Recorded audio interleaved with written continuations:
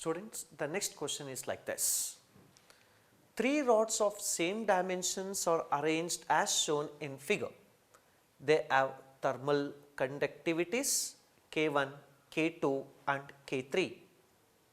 The points P and Q are maintained at different temperatures for the heat to flow at the same rate along P or Q and PQ. Then which of the following option is correct? Options are like this. Option A, K3 equals 1 by 2 times of K1 plus K2. Option B, K3 equals to K1 plus K2. Option C, K3 equals to K1 K2 divided by K1 plus K2. Option D, K3 equals to 2 times of K1 plus K2. Students, in this diagram, for the rod having the thermal conductivity K1 and K2, they are connected in series. That is in parallel with K3. So, the amount of heat at the point P has to split. Let us say the amount of heat flowing through this is Q1. The same amount has to flow through RQ. Then the heat flowing through PQ, let us say it is equal to Q2. Heat flowing through K1 is Q1, heat flowing through K3 is Q2. In the problem, they are telling that the heat flowing at the same rate along PRQ and PQ. Andre, they are telling that Q1 is equal to Q2. Formula enide for the amount of heat flowing through the rod? K A theta 1 minus theta 2 into time divided by the length. For Q1, what is the thermal conductivity? K1, K2 are in series. If two thermal conductivities K1, K2 are in series, effective thermal conductivity is 2 times of K1, K2 divided by K1 plus K2 into area of that rod, A, temperature difference, temperature at Q let us say theta 1, temperature at P is theta 2, so theta 1 minus theta 2 divided by the thickness of that, the length of that P or Q, that is 2L, which is equal to Q2 now. That Q2 is the amount of heat flowing through PQ. What is the thermal conductivity? K3. Area of that A. Temperature difference is same because the ends P and Q is same. So, theta 1 minus theta 2 whole thing divided by the length of the rod, that is L. Terms cancel agatilli. A theta 1 minus theta 2. This numerator 2 and denominator 2. Both LHS and RHS have the same denominator of L. So, ulkondiro term in the LHS is K1 K2 divided by K1 plus K2. In the RHS left out term is K3. So, we can write K3 equals to K1 K2 divided by K1 plus K2. So, what is the relation between K1, K2, K3? That is K3 equals to K1 K2 divided by K1 plus K2. So, the correct option is option C.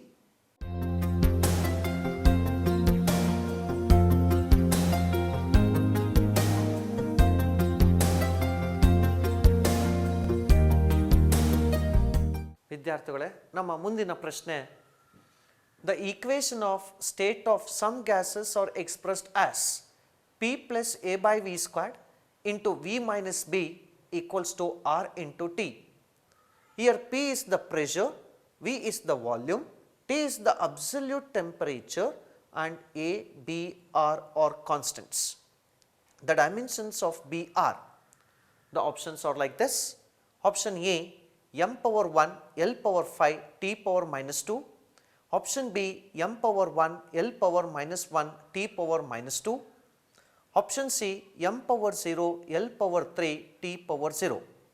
And option D, m power 0, L power 6, T power 0. ವಿದ್ಯಾರ್ಥಿಗಳೇ, dimensional analysis ಪ್ರಕಾರ ಎರಡು ಟರ್ಮ್ನ add ಅಥವಾ ನೀವು subtract ಮಾಡಬೇಕು ಅಂತ ಅಂದರೆ the dimensions of that terms should be same.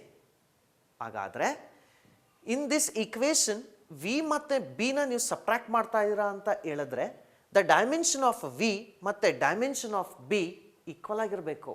ಅಂದರೆ dimension of b is equal to the dimension of v. They are asking to find what is the dimension of b. So the dimension of B should be equal to the dimension of volume. What is the dimension of volume? Length into breadth into height. That is L power 3. So M power 0, T power 0. So what is the dimensional formula of B? M power 0, L power 3, T power 0. So option C is correct.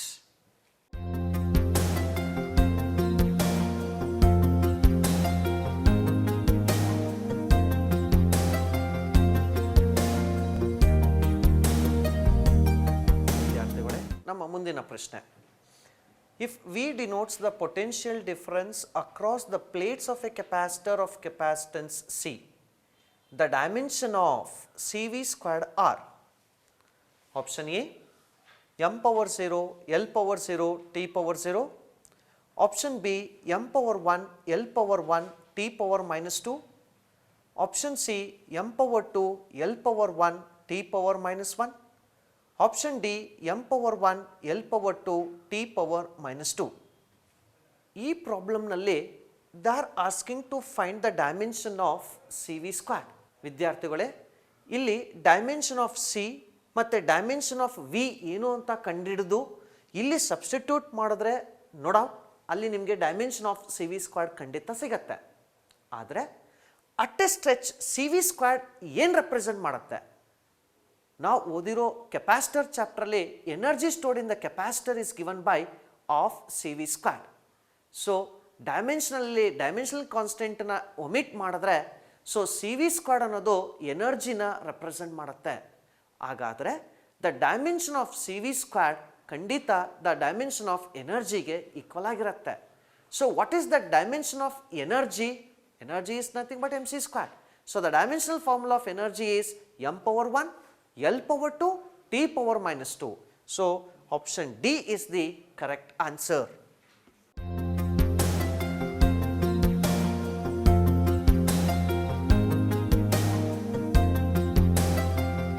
ವಿದ್ಯಾರ್ಥಿಗಳೇ, ಈ ಸೆಷನಲ್ಲಿ mechanical properties of solids ಮತ್ತು fluids ಬಗ್ಗೆ ಸ್ವಲ್ಪ concepts ಮತ್ತು few ಕ್ವಶನ್ಸ್ನ discuss ಮಾಡೋಣ.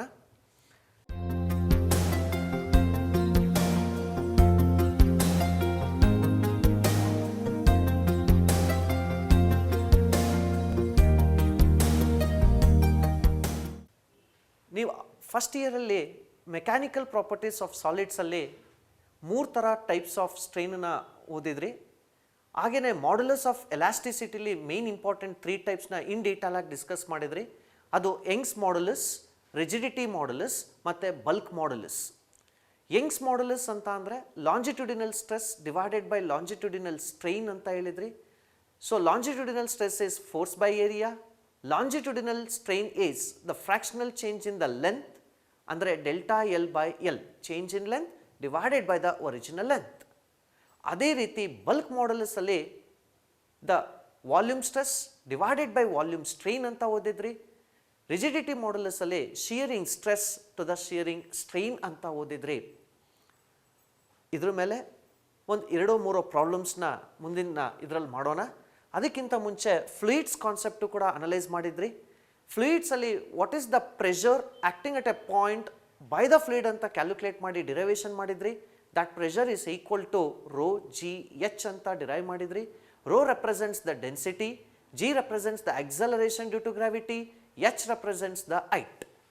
ಅದೇ ರೀತಿ ಅದರ ನೆಕ್ಸ್ಟ್ ಕಾನ್ಸೆಪ್ಟ್ಸ್ ಪ್ಯಾಸ್ಕಲ್ಸ್ ಲಾ ಅಂತ ಓದಿದ್ರಿ. ಪ್ಯಾಸ್ಕಲ್ಸ್ ಲಾ ಏನು ಹೇಳುತ್ತೆ? ಯಾವುದೇ ಒಂದು ಫ್ಲೂಯಿಡನ್ನ ನೀವು ತಗೊಂಡು ಯಾವುದೇ ಒಂದು ಪರ್ಟಿಕ್ಯುಲರ್ ಪಾಯಿಂಟಲ್ಲಿ ನೀವು ಪ್ರೆಷರ್ನ ಚೇಂಜ್ ಮಾಡಿದ್ರೆ ಎಷ್ಟು ಪ್ರೆಷರ್ ನೀವು ಚೇಂಜ್ ಮಾಡಿರ್ತೀರೋ that pressure is going to transmit throughout the fluid without diminished in magnitude. ಅಂದರೆ ಒಂದು ಪರ್ಟಿಕ್ಯುಲರ್ ಪಾಯಿಂಟಲ್ಲಿ ಎಷ್ಟು ಪ್ರೆಷರ್ ಚೇಂಜ್ ಆಗಿರುತ್ತೋ, ಫ್ಲೂಯಿಡಲ್ಲಿ ಎಷ್ಟೇ ಪಾಯಿಂಟ್ ನೀವು ಕ್ಯಾಲ್ಕುಲೇಟ್ ಮಾಡ್ಕೊಂಡು ಮೆಷರ್ ಮಾಡಿ ಅಲ್ಲಿ ಚೇಂಜ್ ಪ್ರೆಷರ್ ನೀವು ಕ್ಯಾಲ್ಕುಲೇಟ್ ಮಾಡಿದ್ರೆ ಅಷ್ಟೇ ಇರುತ್ತೆ. ಸೊ ಪ್ರೆಷರ್ ಚೇಂಜ್ಡ್ ಆಗಿರೋದು ಥ್ರೂಔಟ್ ದ ಫ್ಲೂಯಿಡ್ ಟ್ರಾನ್ಸ್ಮಿಟ್ ಆಗಿರುತ್ತೆ ವಿತೌಟ್ ಡಿಮಿನಿಷ್ಡ್ ಇನ್ ಮ್ಯಾಗ್ನಿಟ್ಯೂಡ್.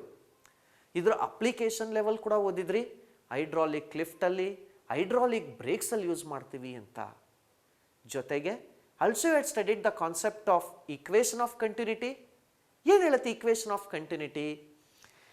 ಈ ಒಂದು ಫ್ಲೂಯಿಡ್ ಪಾರ್ಟಿಕಲ್ಸ್ ಒಂದು ನಾನ್ ಯೂನಿಫಾರ್ಮ್ ಕ್ರಾಸ್ ಸೆಕ್ಷನಲ್ ಟ್ಯೂಬಲ್ಲಿ ಫ್ಲೋ ಆಗಬೇಕಾದ್ರೆ, if I change the area, speed of the fluid ಏನಾಗುತ್ತೆ?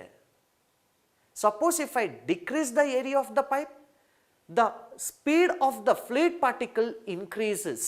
ಅಂದರೆ area of the non uniform cross sectional is inversely proportional to the velocity of the fluid. ಅಲ್ಲಿ equation analyse ಮಾಡಿದ್ರಿ, A1 V1 equals to A2 V2 ಅಂತ ಹೇಳಿ.